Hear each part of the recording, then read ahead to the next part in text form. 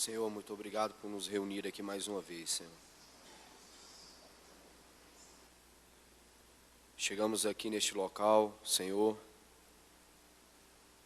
cientes de que em nós mesmos nada temos para te oferecer, Senhor.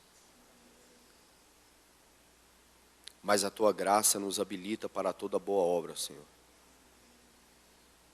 E nós confiando no poder do Teu Espírito que em nós habita.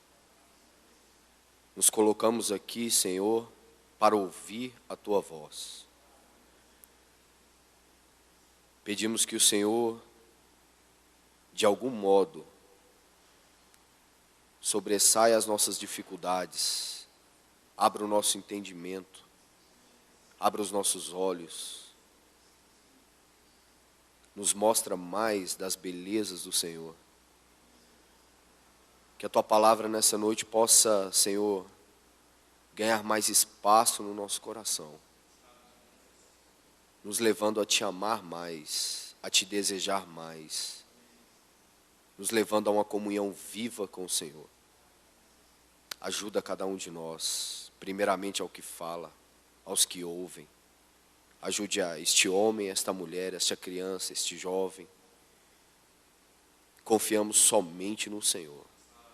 Amém, Senhor. Irmãos e irmãs, boa noite. Graça e paz do nosso Senhor. Gostaria, irmãos, nessa noite de continuar a mesma direção que estivemos meditando na última oportunidade que tivemos. E como nós podemos tocar em alguns assuntos relativos a essa questão do nosso discipulado a Cristo, naquilo que o Espírito vem fazendo nos nossos corações. De maneira que hoje eu queria dar uma olhada de uma maneira mais aprofundada sobre o que o nosso caminhar com o Espírito, ele requer daqueles que são os cooperadores de Deus. Porque se de algum modo nós temos entendido que o Senhor nesse tempo tem nos confiado algo, que o Senhor tem nos chamado para Ele mesmo, para o servir, não para servir a sua casa em primeira instância, mas servir ao Senhor mesmo em primeira instância. Então nós precisamos ver alguns princípios que a Escritura nos mostra para todos aqueles então que estão neste processo de caminhada com o Senhor. Aqueles que de algum modo, como diz na linguagem dos livros da restauração, aqueles cujos quais o Espírito Deus despertou. Aqueles que Deus tem chamado, aqueles que o Espírito de algum modo tem os constrangido, tem os trazido para perto, para que então eles sejam ministros, segundo a linguagem de Paulo, desta nova aliança de Deus no Espírito. Amém, irmãos? Então, queridos, se estamos falando disso, eu creio que um livro em especial nos ajuda muito. Vamos abrir então a segunda epístola de Paulo aos Coríntios, queridos. Vamos ler alguns versos nessa epístola, de maneira que vamos ver como que este relacionar de Paulo, através da obra do Espírito, pela experiência da cruz, pode então nos habilitar para toda boa obra. Na última reunião nós tínhamos falado sobre aquela experiência de Maria em Betânia. Consequentemente, irmão, se você avança naquela leitura, você sabe que um grande milagre acontece, ou seja, de que Lázaro, que estava morto, então ressurge, que algo que está aqui intrínseco também com aquilo que nós vamos ler, e vamos ver se nós conseguimos ganhar algum tempo nisso. Irmãos, quando nós abrimos essa epístola, paralelamente com a epístola primeira de Paulo aos Coríntios, nós temos que duas chaves abrem cada uma dessas epístolas. A primeira carta de Paulo aos Coríntios, o capítulo 1, versículo 9 diz: fiel é Deus, que nos chamou para a comunhão do seu Filho. Então essa é a nota alta da primeira epístola de Paulo escrita aos Coríntios. Tudo que se resume dali para frente, não deve ser inferior ao padrão desta afirmação. Fomos chamados à comunhão do seu Filho.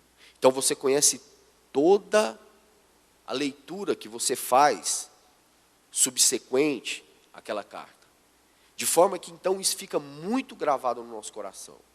E quando nós chegamos aqui na segunda epístola, aonde Paulo tem que fazer uma defesa mais esmerada do seu ministério, aonde Paulo precisa colocar os atributos daqueles que se dizem cooperadores, ministros então dessa nova aliança de Deus no Espírito, da mesma maneira, nós temos um padrão, nós temos uma chave que Paulo nos dá, onde nós podemos ler todo o restante da epístola com este sentimento no nosso coração. Amém, irmãos? Vamos ler então, a partir do verso 6, para que os irmãos tenham algum contexto.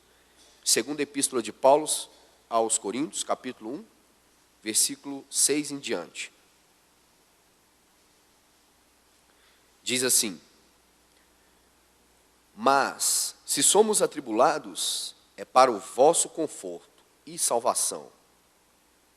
E se somos confortados, é também para o vosso conforto, o qual se torna eficaz, suportando vós com paciência os mesmos sofrimentos que nós também padecemos. A nossa esperança a respeito de vós está firme, sabendo que, como sois participantes dos sofrimentos, assim o sereis da consolação. Porque não queremos, irmãos, que ignoreis a natureza da tribulação que nos sobreveio na Ásia, porquanto foi acima das nossas forças, a ponto de desesperarmos até da própria vida. E aqui vem a chave.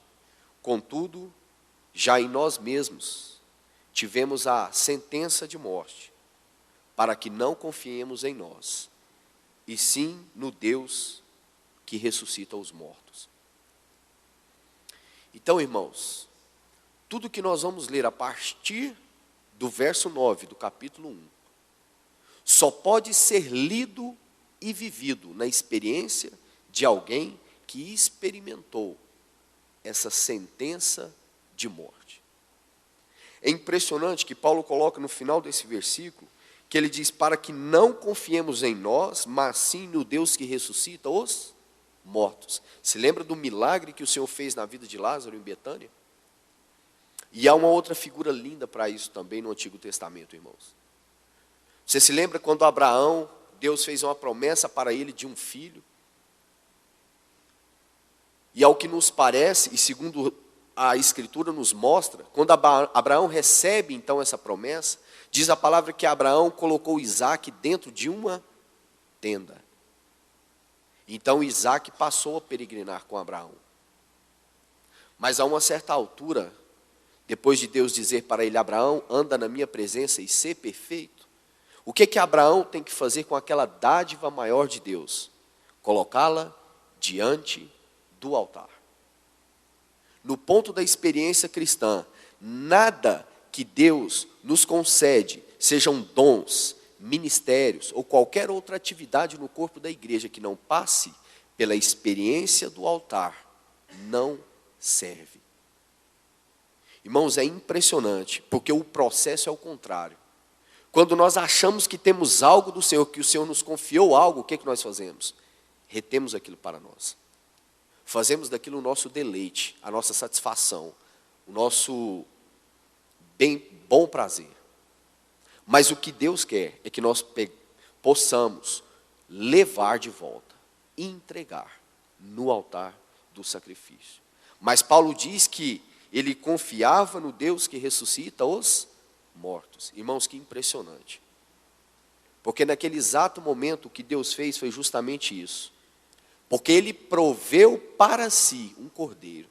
E quando ele proveu para si o cordeiro, a vida de Isaac foi poupada. Quando então o Senhor disse, não toque no teu filho. Da mesma maneira, quando Paulo escreve o capítulo 15, ele diz assim, se a nossa esperança se limita só a esta vida, nós somos os mais infelizes dos homens.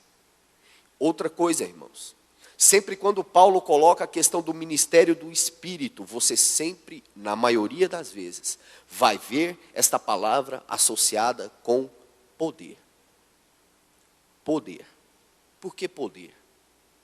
Ora, irmãos, nós sabemos que aquilo que o Senhor requer de nós não é nada senão Ele mesmo. E se nós somos participantes na morte, também somos participantes na ressurreição. Mas de que maneira a ressurreição é possível? Mediante o ministério do Espírito com poder. Porque, segundo Paulo, o último inimigo a ser vencido é a morte. E o poder que vence a morte é o poder do Espírito que ressuscitou a Cristo dentre os mortos. E é nesse Deus que Paulo põe a sua confiança. Então esse é o padrão, irmãos. Colocar a sua confiança em Deus que ressuscita os mortos e em mim mesmo ter a certeza de que uma sentença de morte opera continuamente. Isso é o que rege a mente de Paulo nessa segunda epístola.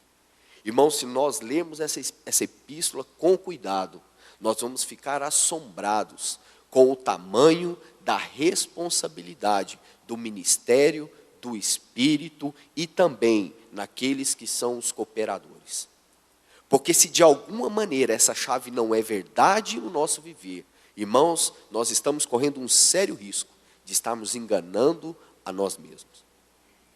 Amém, queridos? Avança comigo, por favor, capítulo 3, e vamos entrar em alguns detalhes, a partir do verso 2.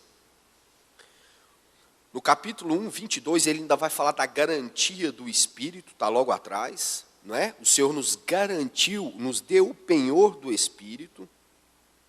E aí no capítulo 3, versículo 22, versículo 2, ele diz: Vós sois a nossa carta escrita em nosso coração, conhecida e lida por todos os homens, estando já manifestos como carta de Cristo, produzida pelo nosso ministério, escrita não com tinta, mas pelo Espírito do Deus vivente, não em tábuas de pedra, mas em tábuas de carne, isto é, nos corações. E é por intermédio de Cristo que temos tal confiança em Deus. De novo, olha essa chave. Não que por nós mesmos sejamos capazes de pensar coisa alguma, como se partisse de nós. Pelo contrário, a nossa suficiência vem de Deus, o qual nos habilitou para sermos ministros de uma nova aliança, não da letra, mas do Espírito, porque a letra mata, mas o Espírito vivifica. E se o ministério da morte gravado com letras em pedra se revestiu de glória, a ponto de os filhos de Israel não poderem fitar a face de Moisés, por causa da glória do seu rosto, ainda que desvanecente, como não será de maior glória o ministério do Espírito? Porque se o ministério da condenação foi glória, em muito maior proporção será glorioso o ministério da justiça. Porquanto, na verdade, o que outrora foi glorificado neste respeito já não resplandece diante da atual sobreexcelente glória. Então veja, irmãos, agora ele faz essa comparação desse ministério do Espírito. Avança, quando você chega no capítulo 4, vamos avançar, por favor, irmãos.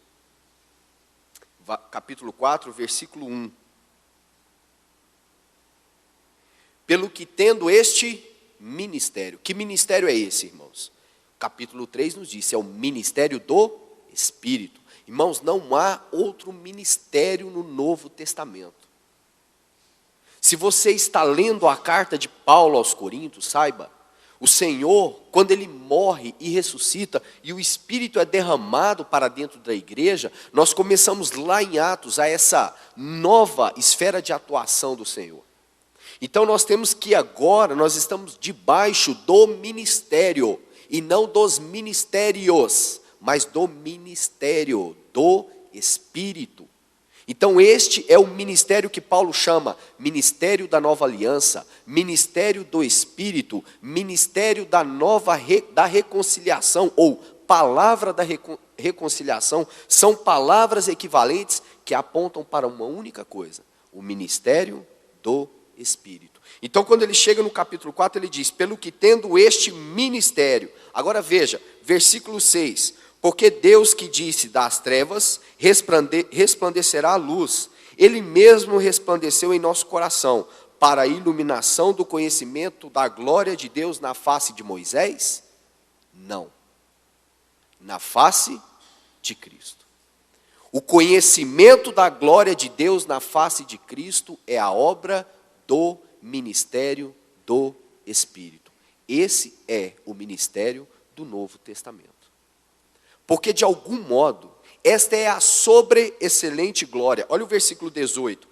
E todos nós, do capítulo 3, e todos nós com o rosto desvendado, contemplando por espelho, como por espelho, a glória do Senhor, somos transformados de glória em glória, como na sua própria imagem, como pelo Senhor o Espírito. Então veja, irmãos, essa é a sobreexcelente glória. Qual é a sobreexcelente glória? Que nós, com o rosto desvendados, contemplando como por espelho a glória do Senhor, somos transformados de glória em glória. Por isso essa glória é sobreexcelente. E esta glória é maior que a glória do primeiro ministério, ou da primeira aliança. Porque se aquela glória que era passageira, que colocou aquela luz, ou aquela glória na face de Moisés, de forma que era desvanecente, ou seja, que ela cumpria determinado tempo, agora este ministério, ele é revestido de uma sobreexcelente glória para a iluminação do conhecimento de Deus, não na face de Moisés, mas agora na face de Cristo. Por isso, irmãos, que nós dizemos que o ministério do Espírito é abrir mais a pessoa e a obra de Cristo a nós. Porque à medida que o Espírito nos mostra mais de Cristo, mais nós conhecemos de Deus na face de Cristo, através desse ministério, dessa sobreexcelente glória. Não é algo mais passageiro, mas Paulo diz que é atual, que é maior, que excede, que é permanente e que é eterno. Então, irmãos, quando nós vemos esses assuntos, nós precisamos sempre ter em nota aquela primeira grande sentença. Porque se nós queremos ver a glória de Cristo, nós precisamos ver a cruz de Cristo. Irmãos, o Cristo sem a cruz não é outro Cristo, senão o anticristo. A glória de Cristo é a sua cruz, a sua pessoa e a sua obra. Se de algum modo, na nossa experiência cristã, nós estamos querendo experimentar o agir do Espírito, a direção do Espírito, ou quem sabe, como alguns gostam de dizer, um avivamento do Espírito, saiba de uma coisa: ele só vai nos conduzir para este lugar, para a cruz de Cristo. E o que nós vemos na cruz de Cristo? Em primeira instância, todos nós éramos culpados diante de Deus. Em segunda instância, a graça de Deus se manifestou a nós, porque nós não merecíamos nada. Ele fez tudo. A nossa única contribuição foi com os nossos pecados. Em segunda instância, quando essa graça opera em nós, como diz Paulo na linguagem aos Filipenses, que nós vamos ler agora, quando essa morte opera em nós, ela agora é aroma de vida para aqueles que creem e aroma de morte para aqueles que não creem. Agora veja comigo, volte por favor esse texto, ainda em 2 Coríntios, capítulo 2, versículo 15, irmãos.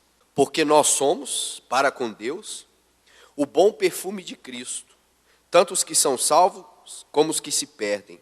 Para com estes, cheiro de morte para a morte. Para com aqueles, aroma de vida para a vida. Quem, pois, para estas coisas é suficiente, habilitado, aprovado. Sabe quem são esses que para essas coisas é suficiente? Aqueles que em si já tiveram uma sentença de morte.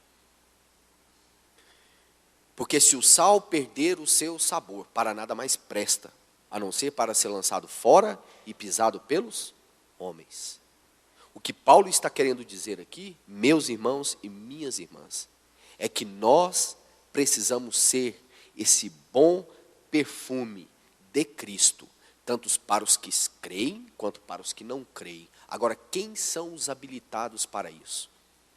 Aqueles que conhecem muito? Aqueles que têm uma grande biblioteca na sua casa? Aqueles que leem muito? Não. Aqueles cujos quais aquela sentença de morte opera. Estes são habilitados para exalar o bom perfume de Cristo. Irmãos, essa é uma sentença muito alta, porque de alguma maneira nós somos escolados a cooperar na força do nosso entendimento, na força do nosso braço, com o nosso dom, com o nosso bom, com o nosso talento. Irmãos, isso não é ministério do Espírito. Isso não é ministério do Novo Testamento. Isso é carne. Isso exala mau cheiro na presença do Senhor. Nós precisamos, pelo Espírito, de uma experiência contínua e atual com a cruz de Cristo, para que esta sentença opere em nós e para que o bom perfume de Cristo seja exalado. Não vim trazer paz, mas espada. Irmãos, a igreja virou uma grande diplomacia hoje em dia. Somos diplomatas do Evangelho. Irmãos, o Senhor não precisa de diplomatas do Evangelho. O Senhor precisa de homens e mulheres no poder do Espírito. Aqueles que, se preciso for, assim como Estevão, até a sua vida seja ofertada. É só isso, irmãos. Não precisamos negociar nada. Às vezes, nós para agradarmos alguns. Já viu isso, irmãos? Eu vejo isso acontecer muito numa reunião familiar. Quando algo acontece, a sua consciência primeiramente te acusa. Sabe por quê? Porque em nós habita o Espírito de Deus. E o Espírito de Deus no nosso espírito testifica. Sabe qual que é muitas das vezes a nossa atitude para não sermos chatos, para não sermos mal compreendidos? Complacência. Perdemos o sabor. Deixamos de exalar o bom perfume. Deixamos de proclamar as boas novas. E passamos a ser sal sem gosto. Irmãos, do ponto de vista da experiência cristã, creio eu, que aqui está o grande atoleiro dos cristãos. Perderam seu sabor, não exalam um bom perfume, não são para Deus habilitados em toda boa obra. Irmãos, quando Paulo diz, em nada me argue a consciência, 1 Coríntios capítulo 4, significa, e ele ainda dizia assim, mas ainda assim, embora a minha consciência não tenha do que me acusar, quem me julga é o Senhor. Muitas das vezes nós estamos satisfeitos, né, irmão? A minha consciência está limpa, não é assim que a gente ouve por aí? Mas ainda Paulo vai além, quem me julga é o Senhor. Aqui está a minha consciência, quem me julga é o Senhor. Às vezes, irmãos, nós estamos satisfeitos com o juízo que a nossa consciência faz de nós mesmos. Você tem feito tudo certo, você faz tudo ok, você é um bom marido, você é uma boa esposa, você é um bom filho. Quem me julga é o Senhor. Nós temos que partir daí, irmãos. O julgamento acerca de nós vem do Senhor. Amém, queridos? Então essa é a nota que Paulo vai dando, irmãos, aqui nessa segunda epístola de Paulo aos Coríntios. Eu queria também ler outro texto, capítulo 5, a partir do verso 18. Então não vamos perder essa chave, irmãos, do capítulo 1. Diz assim, ora, tudo provém de Deus que nos reconciliou consigo mesmo por meio de Cristo e nos deu o ministério da reconciliação. Disse isso para os irmãos, são palavras equivalentes aqui nessa epístola. A saber, que Deus estava em Cristo reconciliando consigo o mundo, não imputando os homens as suas transgressões, e nos confiou, o que, irmãos? A palavra da reconciliação. Veja, ele sempre está apontando para este ministério. De sorte que somos embaixadores em nome de Cristo. Veja isso. Capítulo 6, versículo 1. E nós na qualidade de quê? Cooperadores com ele. Eu não sei por que esse ele aqui na minha Bíblia está minúsculo, irmãos. Mas nós sabemos que aqui ele está falando do Senhor. Somos cooperadores com ele. Por que nós somos cooperadores? Porque o operador é ele. Só ele opera. Também vos exortamos que não recebeis em vão a graça de Deus. Irmãos, Paulo diz, não anulo a graça de Deus. O que é anular a graça de Deus, queridos? De algum modo, irmãos, o Senhor tem nos mostrado isso na nossa experiência de caminhada com o Senhor. De que se nós, ou se a mim mesmo, de alguma maneira, achar em mim algo melhor do que aquilo que Cristo é, isso é tornar nula a graça de Deus. Vã a graça de Deus. De forma, irmãos, que o que Deus quer é um novo homem da nova criação. Às vezes, irmãos, nós pensamos que nós passamos por um processo de reciclagem, e não é isso que Deus faz. Irmãos, Deus destruiu na cruz, de uma vez por todas, a natureza adâmica. Nada vem de lá. Deus não quer nada de lá. Deus não se associa com nada de lá. Deus não se submete a nada de lá. Ele não precisa do auxílio de lá. Deus precisa somente de uma coisa: do seu Filho vivendo em nós. Então, quando ele trata desse novo homem da nova criação, irmão, significa que agora, em Cristo, tudo tem a proporção de Deus. Tudo coopera para o bem do propósito de Deus. Então, irmãos, nós precisamos buscar daí auxílio. Nós precisamos do Espírito tirar daí a suficiência. Daí tirarmos tudo aquilo que agrada a Deus e não de nós. E não fazermos introspecção. E não buscarmos em nós dons, talentos, algo de bom. Irmão, mas ouvirmos o Espírito. Naquilo que o Espírito tem requerido em nós. Para que a vida de Cristo se manifeste em nós. De que maneira? Como diz Paulo também nessa epístola, através da morte. Todo dia morro. Claro, irmãos, aqui está a nossa experiência subjetiva. Escrevendo aos Romanos, ele diz, sabe, porém, isto, que foi crucificado com ele o nosso velho homem, a nossa velha natureza. Mas ainda, irmãos, estamos no corpo dessa carne. Por isso ele escreve, todo o dia morro. Irmãos, essa é a nossa necessidade. Nos anularmos, morrermos todo dia, para que a vida de ressurreição se manifeste em nós, através de nós. Irmão, você pensa que o Evangelho só pode ser pregado por quem fala? Ou quando se abre uma Bíblia? Em primeira instância, irmãos, o Evangelho deveria ser proclamado em vida. Vida. Claro, irmãos, ele é proclamado com palavras, graças ao Senhor por isso. Mas, queridos, o quanto nós precisamos ser um testemunho em vida.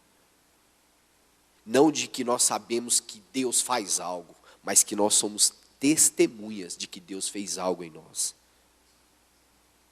Somos conscientes, irmãos, de que Deus fez algo em nós. E não de que nós temos a receita do sucesso.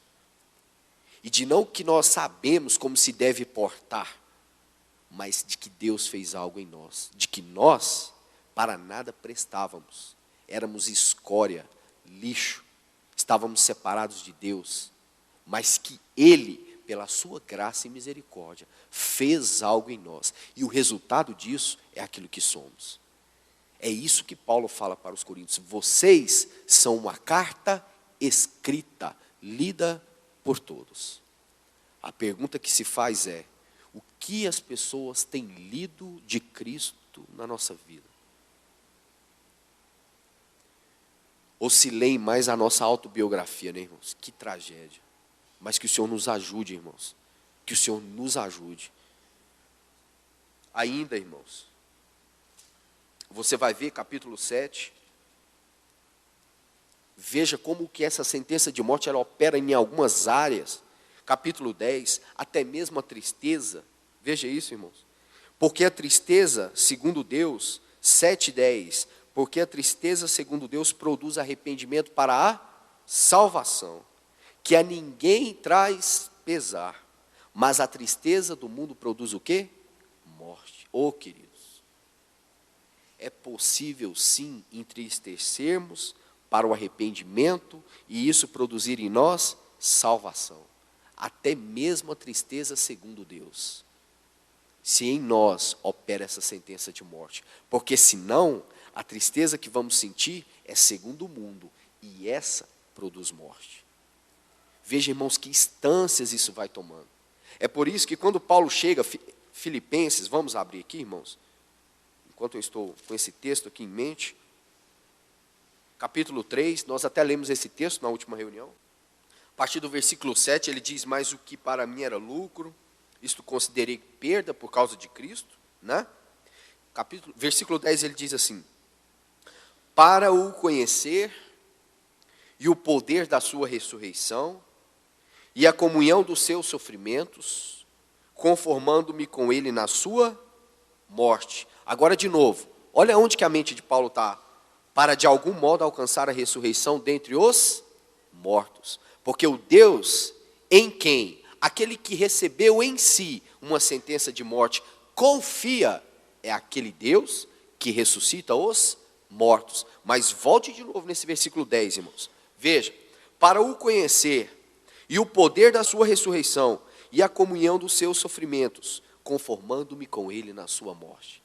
Veja, irmãos, que são 3 níveis. Como nós podemos conhecer o Senhor? O poder da sua ressurreição. A comunhão dos seus sofrimentos? Alternativa C.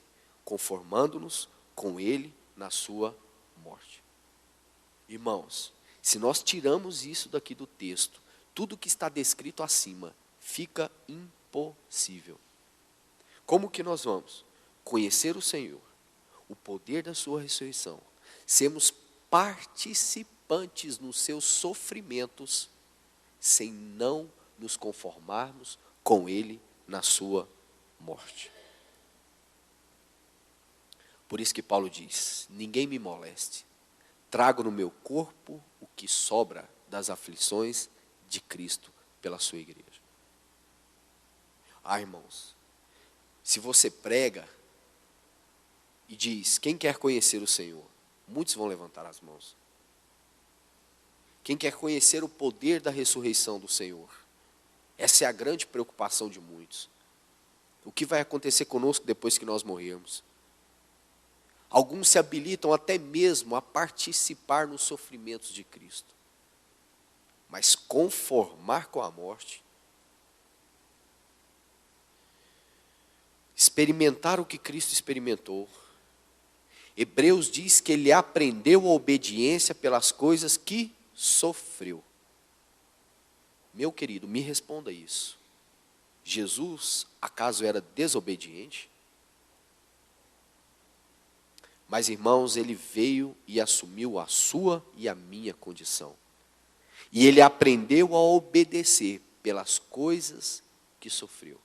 E tudo o que ele sofreu foi o que o habilitou para, na linguagem do escritor aos Hebreus, ser aquele sumo sacerdote desta tão grande salvação. Que na linguagem de Pedro, os profetas indagaram e inquiriram, pesquisaram, estudaram, se mexeram, porque queriam saber dos sofrimentos referentes a Cristo e a glória que seguiriam aqueles sinais. Irmãos, o Espírito Santo é muito seguro. Queridos irmãos e irmãs, se a nossa experiência cristã tem sido algo abaixo disso, dessa experiência da cruz, dessa experiência de conformação com Cristo na sua morte, meu irmão, minha irmã, nós perdemos o fio, perdemos o ponto de partida. nos perdemos no caminhar. Porque nós precisamos, irmãos, estar unidos com Cristo, conformando-me com Ele na sua morte, para o conhecer, para experimentar o poder da sua ressurreição e para participar nos seus sofrimentos. Porque se isso acontece em mim, tudo isso me é possível, irmãos. Como diz Paulo em Gálatas, que não vivo eu, mas Cristo vive em mim. E esse viver que tenho agora, vivo pela fé, não por mim, pela fé no Filho de Deus. Esse é o ministério do Espírito, irmãos. Vamos voltar então em 2 Coríntios, querido. Você vai ver que Paulo vai passar por muitas questões, com referência a contribuições, não é? Mas eu queria, irmãos, encerrar num texto.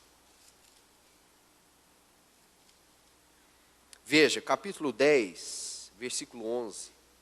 Por exemplo, quando ele defende a sua autoridade apostólica, aqueles que o acusavam, olha o que ele diz: considere o tal isto, que o que somos na palavra, por cartas, estando ausentes, tal seremos em atos, quando presentes. Irmãos, como que isso é possível? Se nós estamos dizendo que nós somos cartas de Deus, nas quais os homens podem ler Cristo em nós, Paulo está dizendo, irmãos, que isso era tão verdadeiro na sua experiência, que aquilo que ele era por carta ausente, ele seria em atos presente. Significa que aquilo que era lido não era diferente daquilo que era, ou de que era na essência. De forma, irmãos, que isso mostra uma transparência de caráter muito clara. Por isso ele diz: quem é habilitado para estas coisas? Para ser um bom perfume de Cristo. Porque para ele, irmãos, não fazia diferença se eles estavam o conhecendo por carta ausente, porque aquilo que ele era em carta ausente, ele seria em atos na própria presença deles. Porque nele, ou em Paulo mesmo, havia sido habilitado por aquela sentença para ser ministro então dessa nova aliança. Amém, irmãos? Capítulo 12, eu queria fechar com algumas observações. Veja, irmãos, ainda falando dessa defesa dele. Versículo 13, ele está falando desses falsos apóstolos, porque os tais são falsos apóstolos, obreiros fraudulentos. Olha o que ele diz: transformando-se, que coisa, irmãos, em apóstolos. Está vendo, irmão? Aonde que alguém que não tem aquela sentença de morte aplicada, olha o que esse alguém é capaz de fazer. Transformando-se, não transformado, mas transformando-se em apóstolo de Cristo. E não é de admirar, porque o próprio Satanás, olha aonde Paulo vai colocar o nível da atividade de alguém que se transforma em discípulo de Cristo, em apóstolo de Cristo. Não é de admirar, porque o próprio Satanás se transforma em anjo de luz. Não é muito. Veja isso, irmãos. Pois que os seus próprios ministros se transformem em ministros de justiça, e o fim deles será conforme as suas obras. Irmãos, quantos têm se constituído apóstolos, ministros, cooperadores? Quantos se intitulam? Quantos se dão nome, posições? Transformando-se e não transformados. Paulo diz que isso não é de se admirar, porque até mesmo Satanás se transforma em anjo de luz. Mas esses, irmãos, se transformaram a si próprio. E a verdadeira experiência de transformação, segundo a palavra, é aquela que aqueles que experimentaram o novo nascimento em Cristo são nova criatura. As coisas velhas passaram. Eles não se transformaram, irmãos. Eles foram transformados. Irmãos, isso é muito sério. se nós perdemos de vista no ponto da experiência do serviço a Deus, sem essas características em nós, quanto nós vamos prejudicar a obra. Paulo escreve aqui que nem mesmo os limites de Deus ele ousava avançar entre os irmãos. Queridos, o quanto isso é sério. Somente o novo homem da nova criação pode tal. Porque nós sempre extrapolamos o limite, irmãos. No trato, no cuidado, no discipulado, no zelo, na disciplina, nós somos desequilibrados por natureza. Quando disciplinamos, disciplinamos além da conta. Quando liberamos, liberamos além da conta. Fazemos tudo de forma desregulada, irmãos, mas nós precisamos pedir a ajuda do Espírito para que Cristo venha crescer em nós, para que essa vida de equilíbrio seja edificada em nós. Assim como aquela túnica sem costura seja então tecida pelo Espírito no nosso espírito. E que nós não venhamos dar testemunho de nós, mas dele, irmãos. Para que não sejamos testemunho de nós, mas dele. Para que não venhamos a nos transformar em apóstolos, em cooperadores, em qualquer outra coisa, mas que ele nos transforme naquilo que ele bem entender. Irmãos, do ponto de vista da caminhada cristã, se nós não passarmos por este crivo de nos oferecer a Deus, rogo-vos, pois, Romanos capítulo 2, que apresentei os vossos corpos a Deus. Irmãos, se nós não tivermos essa experiência de consagração, de entrega, de dizer, Senhor, é tudo teu. Na linguagem de Abraão, foi o Senhor que me deu, é teu. Irmãos, se isso não for a nossa experiência, o caminho da maturidade não será trilhado por nós. Nós precisamos de uma vez por todas oferecer a Deus em sacrifício aquilo que Ele nos dá de bom grado. Não fazer disso para nós, irmãos, algo bom e algo atrativo. Para nós mesmos. Mas que isso seja para Ele, para o louvor da glória da sua graça. Como diz Paulo, sou o que sou, pela graça. Pela graça. Irmãos, e quando Paulo então termina essa epístola, você percebe que ele diz assim, escrevendo aos Filipenses, rogo-vos, pois, irmãos, alegrai-vos no Senhor. Aquele que se glorie, glorie-se no Senhor. A nossa glória, irmãos, é só nele. A nossa alegria é Ele. Tudo é dele, para Ele. Sem Ele nada do que foi feito se fez. Portanto, irmãos, nós precisamos pedir ao Espírito que nos retire de cena. Que nos faça desaparecer. Para que aquilo que é de Cristo mesmo seja edificado em nós, através desse ministério de sobreexcelente glória, porque vamos experimentando de glória em glória, contemplando a face do Senhor como por um espelho, e nessa imagem nós somos transformados, nessa sobreexcelente glória, no trabalhar do Espírito em nós. Amém, irmãos? E ainda assim, irmãos, se resta alguma dúvida, quando você chega no capítulo 12, Paulo fala sobre essas visões. Ele fala, passarei, não é? A falar das visões. Conheça um homem, não é assim?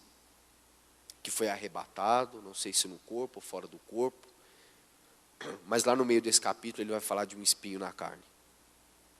Para que ele não se ensoberbecesse nas visões.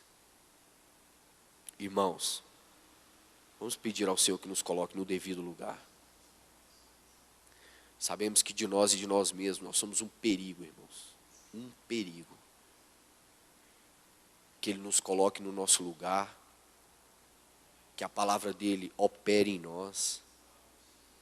Que Ele possa fazer morrer todo dia esse Adão que insiste tanto, não desiste de nos oferecer ajuda, de nos ensinar a criar filhos, a sermos pais, a sermos mães, servos, mas que nós vamos pedir ao Espírito que somente aquilo que é Cristo seja edificado em nós. E que à medida que Ele nos mostrar, irmãos, o que precisa ser tirado, que nós tenhamos também em nós a coragem de, como Abraão fez, depositar isso no altar e dizer: Senhor, é teu. Amém, queridos? Vamos orar, irmãos. Senhor, mais uma vez, obrigado por esse tempo. Ó Deus, o quanto nós precisamos realmente dessa experiência, Senhor. Senhor, tem misericórdia da nossa vida, Senhor. Tem misericórdia de nós. Nos mostra, Senhor, a cruz de Cristo, Senhor. Nos faz experimentar o poder da vida em ressurreição, Senhor. Ó Deus, nos faz conhecer o Teu Filho Jesus, Senhor. Através do ministério do Teu Espírito, Senhor. Ó Deus, nos transformando de glória em glória na imagem de Cristo. Senhor, porque nós estamos bem conscientes que de nós e por nós não temos nada, Senhor. Mas o Teu Espírito é tudo em todo, Senhor. Senhor, nós Te damos graça, Senhor. Te louvamos, Senhor. Porque a Tua graça nos habilita, nos capacita. Senhor, na Tua graça nós temos habilitação para toda boa obra. E o Teu Espírito em nós, ó Deus, é a garantia, é o penhor, ó Deus, de que nós estamos sendo transformados. Nos ajuda, Senhor. Ó Deus, trabalha em nós. Nos ajuda a cada dia tomarmos a nossa cruz. Senhor, e que ainda que nós tenhamos um bom testemunho da nossa consciência, que nós possamos ir além. Quem nos julga é o Senhor. Senhor, não nos deixe enganados, seja na nossa consciência, seja nos nossos afetos, Senhor, seja no nosso ver, no nosso ouvir, no nosso falar. Senhor, quem nos julga é Ti mesmo, Senhor. Porque importa que um dia todos nós compareceremos diante do Teu tribunal. Senhor, as nossas obras falarão por nós. Por isso eu Te peço, tem misericórdia de nós e nos ajuda nesse tempo a sermos ministros fiéis, dispenseiros fiéis do ministério da nova aliança no Teu Espírito, Senhor. Bendito seja o Senhor para sempre. Bendito seja o Senhor para todo o sempre, Senhor. Te louvamos para sempre, Senhor. Amém, Senhor.